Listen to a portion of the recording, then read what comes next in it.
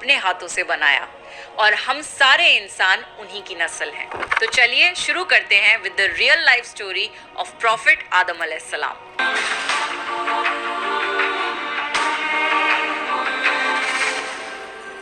سورہ بقرہ میں اللہ نے آدم علیہ السلام کا ذکر کیا ہے۔ جب اللہ نے انسان کی مخلوق کو پیدا کرنے کا ارادہ کیا تو اللہ نے فرشتوں سے فرمایا، میں زمین میں اپنا ایک خلیفہ بنانے والا ہوں۔ فرشتوں کو لگا کہ شاید ان کی عبادت میں کوئی کمی رہ گئی ہے، اس لیے اللہ نے نئی مخلوق بنانے کا ارادہ کیا ہے۔ فرشتوں نے جنوں جیسی دوسری مخلوق بھی دیکھی تھی جو زیادہ عقل نہیں رکھتے تھے اور خون ریزی کرتے تھے۔ فرشتوں نے اللہ سے کہا، اے اللہ، ہم تیری تسبیح، حمد اور پاکی بیان کرتے ہیں۔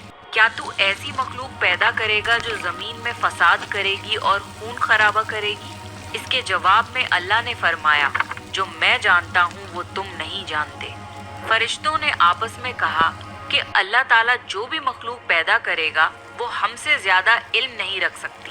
پھر اللہ نے آدم علیہ السلام کو علم سے نوازا اور انہیں کچھ چیزوں کے نام سکھا دیے۔ پھر اللہ نے آدم علیہ السلام کو فرشتوں کے سامنے پیش کیا اور فرشتوں سے فرمایا کہ تم بتاؤ ان چیزوں کے نام اگر تم سچے ہو۔ فرشتوں نے کہا کہ ہم اتنا ہی علم جانتے ہیں جتنا تو نے ہمیں سکھایا ہے، اس کے سوا ہمیں کچھ نہیں معلوم۔ پھر اللہ تعالیٰ نے فرمایا، اے آدم، تم بتا دو ان کو ان چیزوں کے نام۔ پھر جب آدم نے ان چیزوں کے نام بتا دیے تو اللہ نے فرشتوں سے فرمایا کہ میں نہ کہتا تھا کہ میں آسمانوں اور زمین کی پوشیدہ چیزوں کو جانتا ہوں۔ پھر اللہ نے فرشتوں سے فرمایا کہ تم آدم کو سجدہ کرو، تو وہ سب سجدے میں گر پڑے مگر شیطان نے سجدہ نہیں کیا۔ اللہ نے فرمایا کہ اے ابلیس، تجھے کیا ہوا کہ تو سجدہ کرنے والوں کے ساتھ شریک نہ ہوا؟ شیطان نے تکبر میں کہا کہ میں ایسا نہیں ہوں کہ انسان کو سجدہ کروں جسے تو نے کھنکھناتے ہوئے سڑے ہوئے گارے کی مٹی سے بنایا ہے۔ میں اس سے بہتر ہوں، تو نے مجھے آگ سے پیدا کیا اور اسے مٹی سے پیدا کیا ہے۔ اللہ نے شیطان سے فرمایا، یہاں سے نکل جا، تو مردود ہے اور تجھ پر قیامت کے دن تک لعنت برسے گی۔ شیطان نے کہا، مجھے قیامت تک مہلت دے۔ اللہ نے فرمایا کہ تجھ کو مہلت ہے۔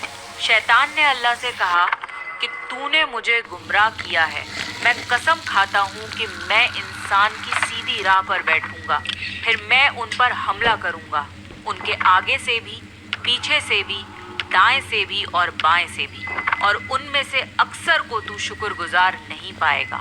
اللہ نے فرمایا، تو یہاں سے نکل جا ذلیل و خوار، جو ان میں سے تیرا کہنا مانے گا تو میں ضرور تم سب سے جہنم کو بھر دوں گا۔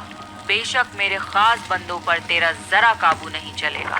جنت کی ساری نعمتوں کے باوجود آدم علیہ السلام جنت میں اکیلا محسوس کرتے تھے۔ پھر اللہ نے حوا علیہ السلام کو بنایا تاکہ آدم علیہ السلام ان سے سکون پا سکیں۔ اللہ نے فرمایا، اے آدم، تم اور تمہاری بیوی جنت میں رہو، پھر جس جگہ سے چاہو تم دونوں کھاؤ، لیکن اس درخت کے پاس مت جانا ورنہ تم ظالموں میں سے ہو جاؤ گے۔ پھر شیطان نے ان دونوں کے دل میں وسوسہ ڈالا اور کہنے لگا، تمہارے رب نے تم دونوں کو اس درخت سے اس لیے منع کیا تھا کہ تم کہیں فرشتے نہ بن جاؤ یا کہیں ہمیشہ زندہ رہنے والوں میں نہ ہو جاؤ۔ اور شیطان نے قسمیں تک کھا لیں کہ وہ ان کا خیر خواہ ہے، پس مردود نے دھوکہ دے کر ان کو درخت کی طرف کھینچ ہی لیا۔ جب حضرت آدم اور حوا علیہ السلام نے درخت کے پھل کو کھا لیا تو ان کے سطر کی چیزیں کھل گئیں اور وہ درختوں کے پتوں کو توڑ توڑ کر اپنے اوپر چپکانے لگے اور سطر چھپانے لگے۔ پھر اللہ نے ان کو پکارا اور فرمایا، کیا میں تم دونوں کو اس درخت سے منع نہ کر چکا تھا اور یہ نہ کہہ چکا تھا کہ شیطان تمہارا کھلا دشمن ہے؟ حضرت آدم اور حوا علیہ السلام نے کہا کہ اے ہمارے رب، ہم نے اپنے اوپر ظلم کیا، اور اگر آپ ہمیں نہ بخشیں گے اور ہم پہ رحم نہ فرمائیں گے تو پھر ہم تو ضرور تباہ ہو جائیں گے۔ اللہ نے فرمایا کہ تم سب جنت سے نیچے اتر جاؤ، اب سے تم ایک دوسرے کے دشمن ہو، اور تمہارے لیے زمین پر رہنے کی جگہ ہے اور ایک مدت تک نفع حاصل کرنا۔ اب تم کو وہیں زندگی گزارنی ہے اور وہیں مرنا ہے اور وہیں پھر سے پیدا ہونا ہے۔ دنیا میں آنے کے بعد آدم علیہ السلام نے اللہ سے 40 سال تک معافی مانگی۔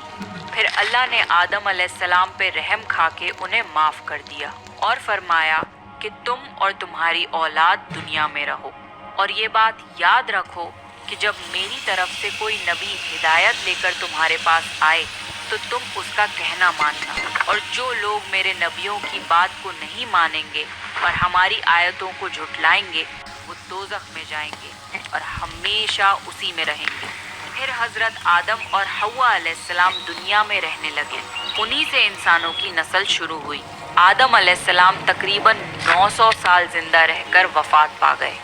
قرآن کے اس واقعے سے ہمیں یہ ہدایت ملتی ہے کہ جب شیطان نے غلطی کی تو اس نے معافی مانگنے کی بجائے تکبر کیا اور اللہ کو ہی اپنی گمراہی کا الزام دیا۔ پر جب آدم علیہ السلام سے غلطی ہوئی تو انہوں نے اپنی غلطی مانی اور فوراً توبہ کری، اور تب تک معافی مانگتے رہے جب تک اللہ کو راضی نہ کر لیا۔ آدم علیہ السلام کی سنت یہ ہے کہ جب انسان سے غلطی ہو جائے تو وہ اللہ سے اپنے گناہوں کی معافی مانگے اور اپنے رب کو منا لے۔